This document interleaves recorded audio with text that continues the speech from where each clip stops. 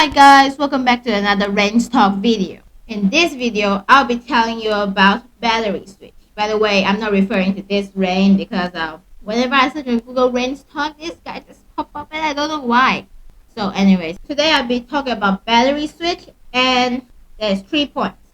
First, is battery switch better than charging? So there is perspective that is better than and there is bad, which leads us to point 2. That was fast. Point 2 is it good?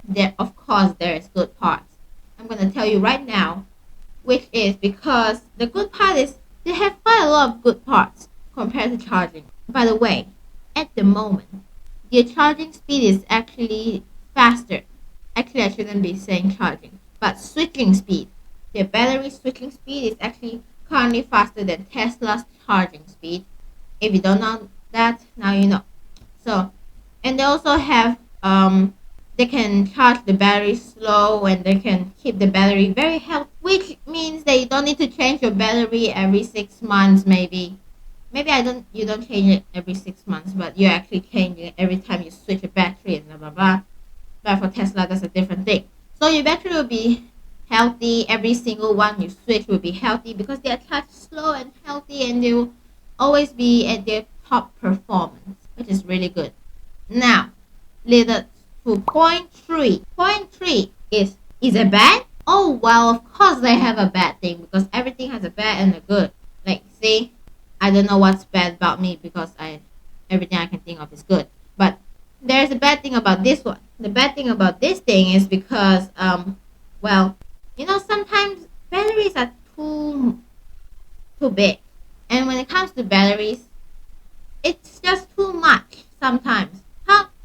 How do you expect people to get their battery swapped if it's so famous? Like, if you're expecting to make this thing big, I mean, you don't make a company and you don't make a system just to make it unsuccessful.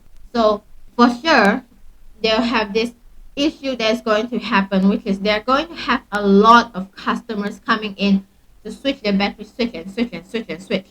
And as I said before, they'll charge it slow and healthy, which can also lead to a disadvantage because advantage can be a disadvantage too. So if it's going to charge slow, then what if there's so many people trying to swap their batteries, so much so that they don't get a battery, maybe you have 1,000 batteries, but there's like billions of cars in the world, and when it hits like you have 1,000 batteries but there's almost like 2,000 people in line, maybe not that much, but and you need time to charge the batteries. How about the batteries that are uncharged?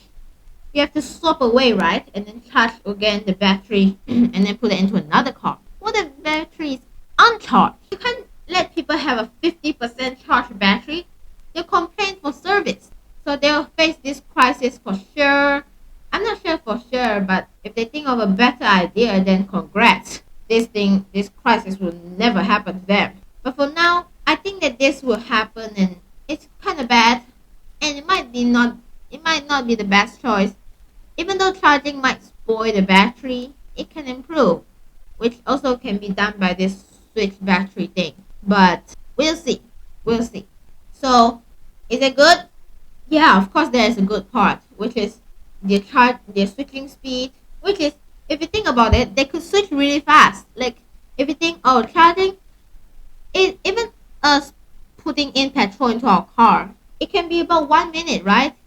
Charging could be the same, but switching batteries could be like 5 seconds if you think about it.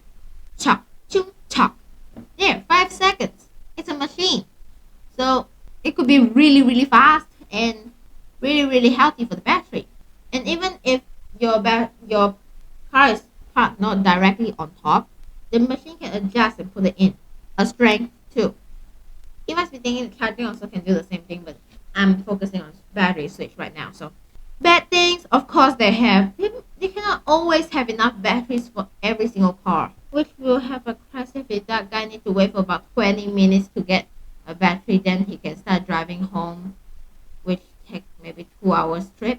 That guy gotta have some insurance of battery insurance. But Anyways, so this will be the end of the video. If you like it, please be my 7th subscriber. Give this video a huge thumbs up.